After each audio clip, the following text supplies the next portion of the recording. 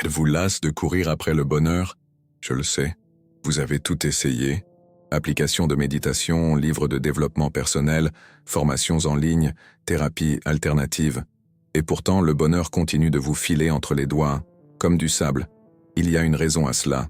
Et ce n'est pas de votre faute.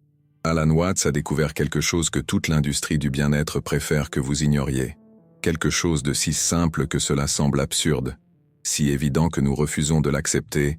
Le bonheur ne se chasse pas. Il apparaît seulement lorsque vous cessez de le poursuivre. Et voici ce qui rend cela encore plus troublant.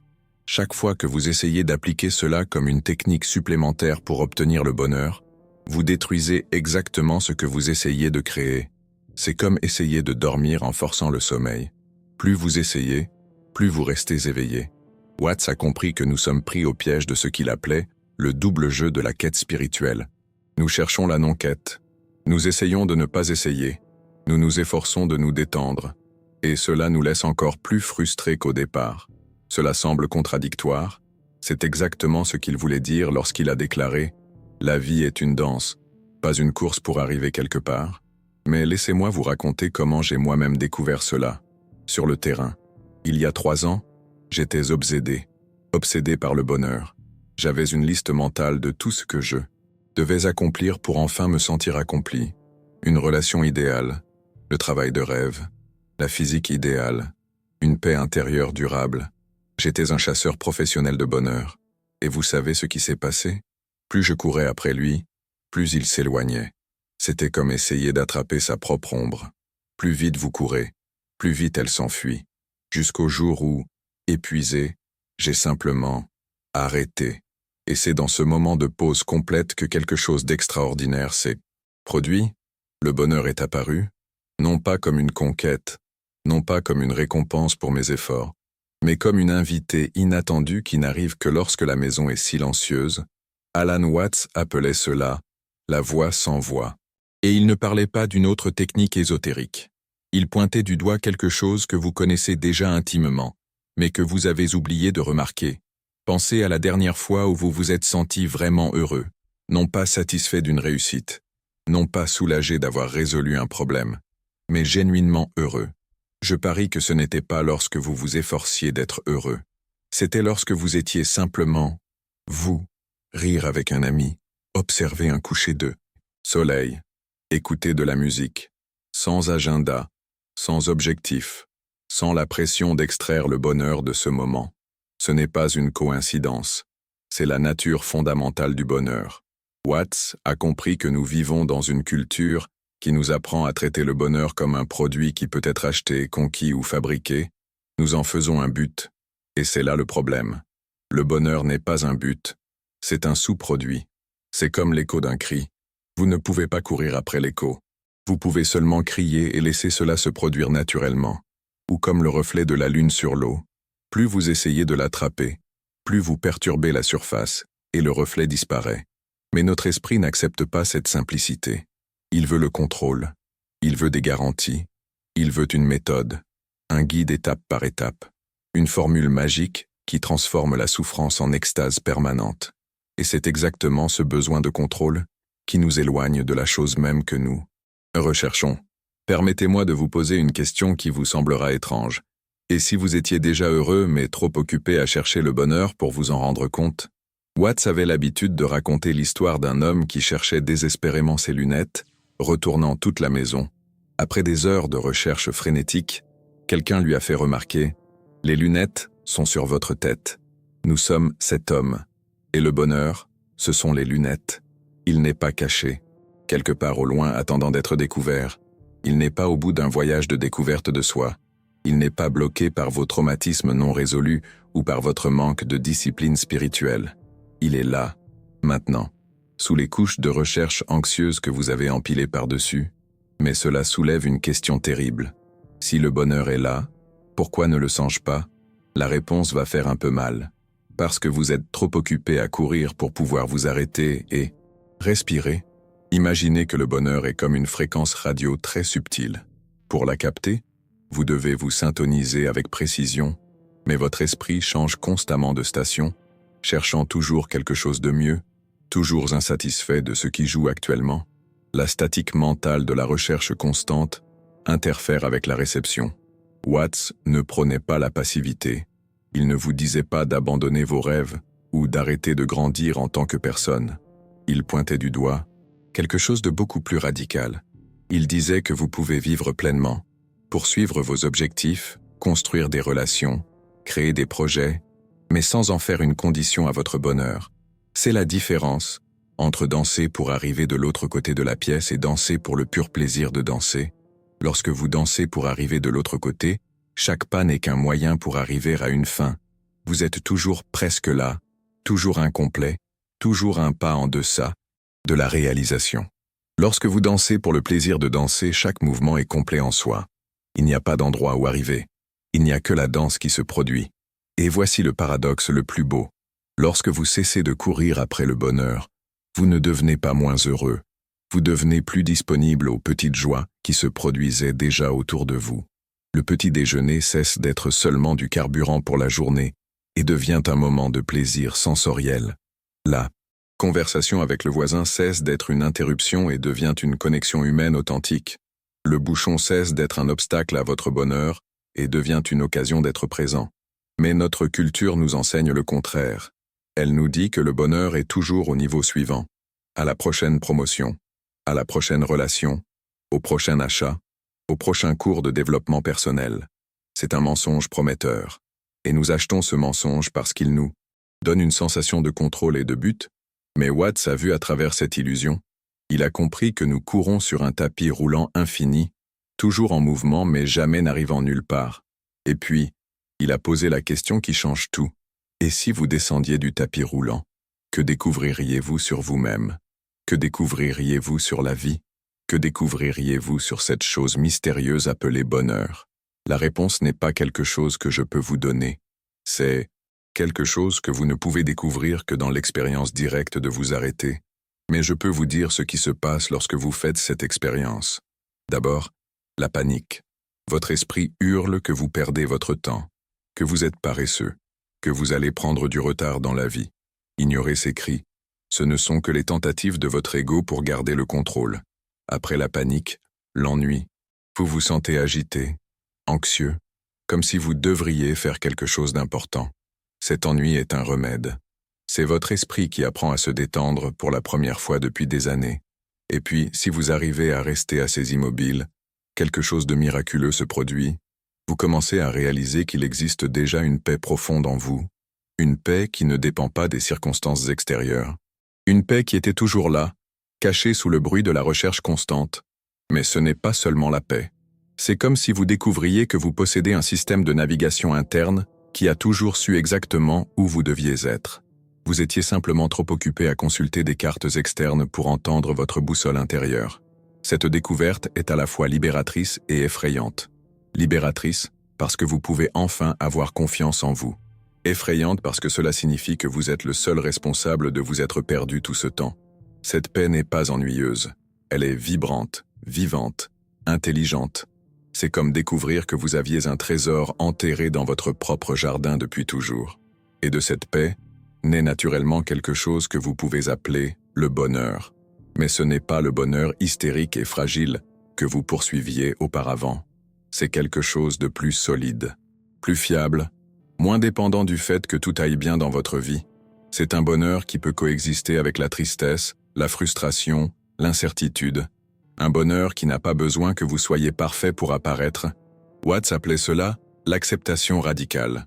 Non pas la résignation passive, mais la reconnaissance active que la vie est déjà complète telle qu'elle est, y compris vos problèmes, y compris votre inquiétude, y compris votre propre désir que les choses soient différentes. Lorsque vous acceptez radicalement ce qui est, quelque chose se libère en vous.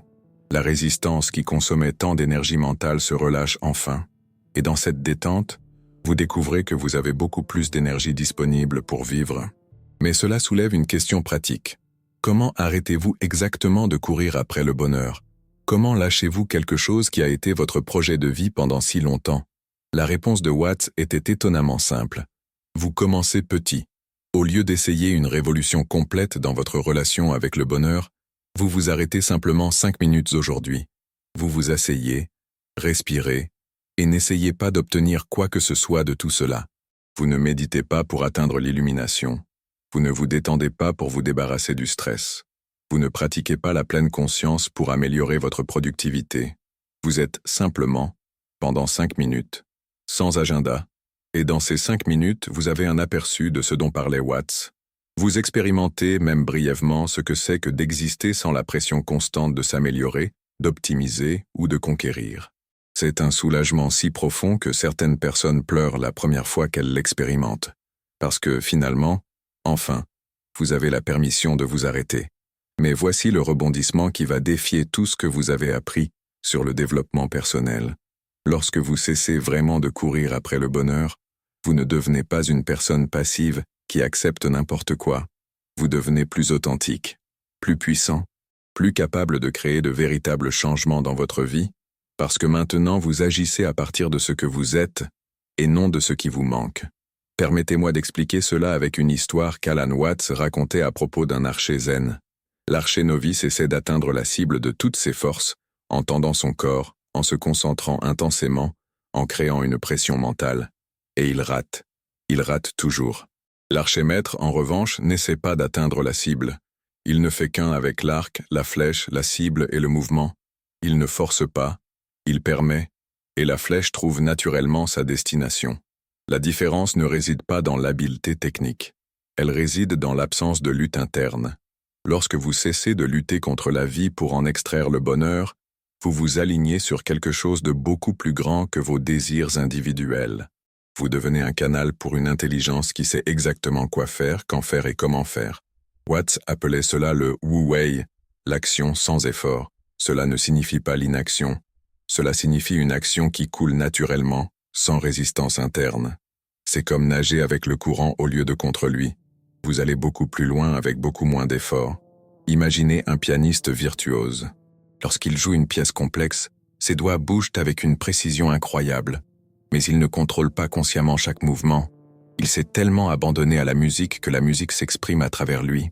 Il est devenu un canal pour quelque chose de plus grand que sa volonté individuelle.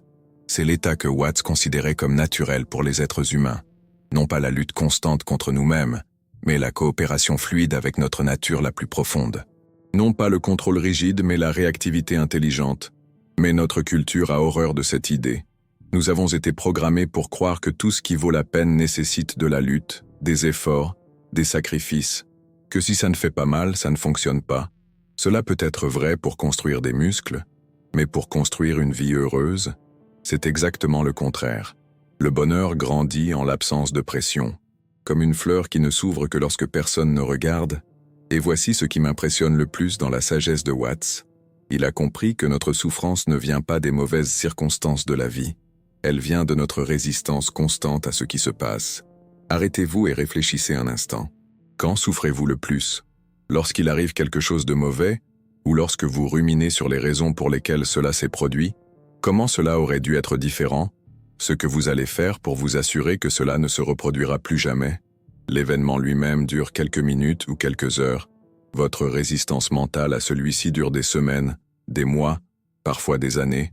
Watts a vu que nous sommes constamment en guerre avec la réalité. Et dans toute guerre, il y a des victimes. La première victime est toujours notre paix intérieure. Mais et si vous pouviez déclarer un armistice? Et si vous pouviez baisser les armes et faire la paix avec ce qui est? Cela ne signifie pas devenir un paillasson ou accepter les injustices. Cela signifie cesser de gaspiller de l'énergie à lutter contre des choses que vous ne pouvez pas changer, pour avoir plus d'énergie disponible pour changer les choses que vous pouvez. C'est la différence entre être réactif et être réceptif.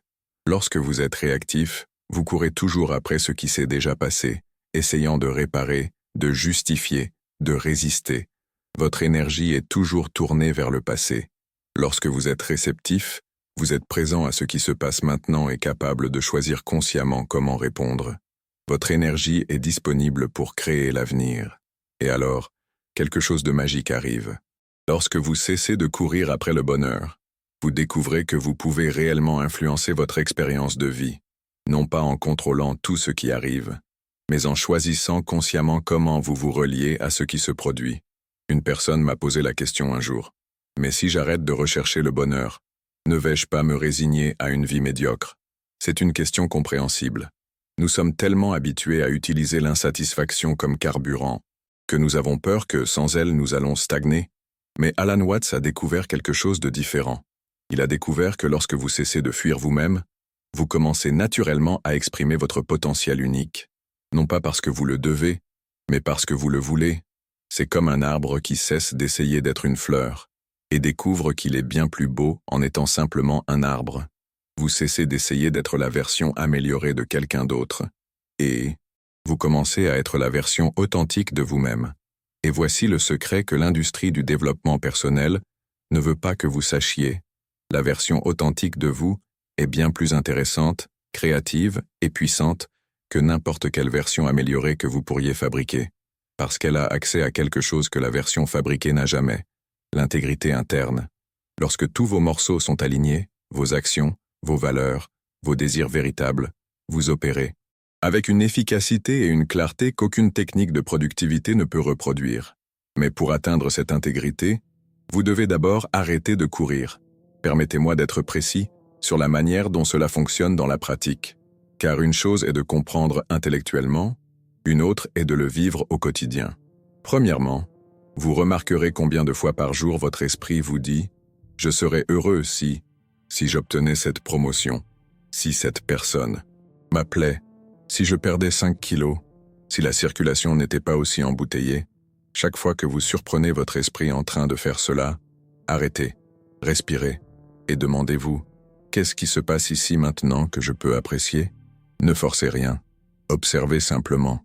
Comme un scientifique curieux qui enquête sur sa propre expérience, peut-être découvrirez-vous qu'en retirant votre attente frustrée, ce moment a ses propres qualités, le son de la pluie qui frappe la fenêtre du bureau, la texture du café encore chaud dans la tasse, la sensation des pieds qui touchent le sol, le rythme silencieux de votre respiration, de petites choses, insignifiantes pour votre esprit ambitieux, mais réelles, présentes, disponibles et curieusement satisfaisantes lorsque vous y prêtez vraiment attention, vous découvrirez que la vie offre constamment de petits cadeaux sensoriels que vous étiez trop occupé pour déballer. Deuxièmement, vous allez commencer à percevoir la différence entre vouloir quelque chose et en avoir besoin pour être heureux. Vous pouvez vouloir la promotion, mais vous n'en avez pas besoin pour votre bien-être émotionnel. Vous pouvez travailler pour elle, postuler, faire de votre mieux, mais sans en faire une question de vie ou de mort pour votre état intérieur. C'est une liberté incroyable, parce que vous pouvez poursuivre vos objectifs avec beaucoup plus de légèreté et de créativité, sans la pression désespérée qui sabote généralement nos efforts. Pensez à la différence entre un athlète qui compétitionne parce qu'il aime le sport et un athlète qui compétitionne parce qu'il a besoin de prouver sa valeur. Les deux peuvent s'entraîner avec dévouement, les deux peuvent vouloir gagner, mais l'un compétitionne à partir de la plénitude, l'autre à partir de la carence. Et voici ce qui est fascinant. L'athlète qui compétitionne à partir de la plénitude a généralement de meilleures performances, parce qu'il ne se bat pas contre la peur de perdre. Il exprime le plaisir de jouer. Lorsque vous cessez d'avoir besoin des résultats pour valider votre bonheur, vous pouvez vous abandonner complètement au processus. Et paradoxalement, cela augmente vos chances d'obtenir les résultats que vous souhaitez.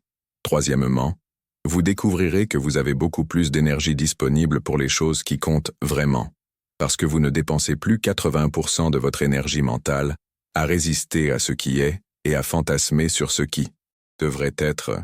Cette énergie libérée peut être canalisée pour créer, connecter, contribuer, pour vivre, vraiment. Et quatrièmement, vous allez commencer à comprendre que le bonheur n'est pas un état permanent que vous conquérez et maintenez pour toujours. Il est plus comme le temps, parfois ensoleillé, parfois nuageux, parfois orageux, mais toujours en mouvement, toujours changeant. Et cette perception est libératrice, parce que vous cessez d'essayer de figer les bons moments et de fuir désespérément les mauvais moments. Vous apprenez à surfer sur les vagues de l'expérience humaine au lieu de lutter contre elles. Alan Watts avait une phrase qui résume tout cela parfaitement. La seule manière de donner un sens au changement est de plonger dedans, de se déplacer avec lui et de se joindre à la danse. Ne pas résister à la danse, ne pas essayer de contrôler les pas, ne pas courir pour arriver à la fin de la musique, simplement danser. Et voici la grande ironie. Lorsque vous cessez enfin de courir après le bonheur, vous découvrez qu'il courait après vous tout le temps.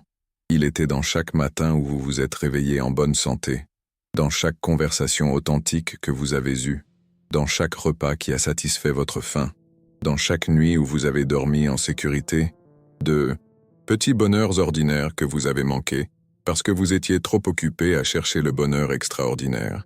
C'est comme chercher les étoiles avec un télescope, tout en ignorant le ciel étoilé, juste au-dessus de votre tête.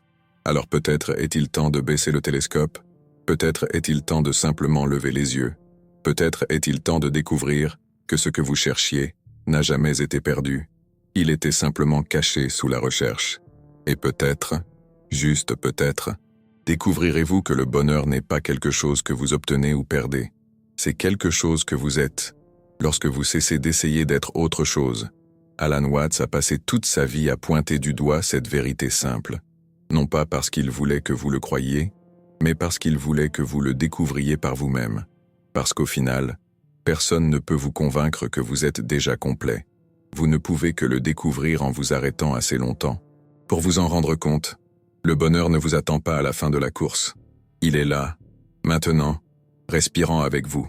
Arrêtez de courir, il viendra à vous.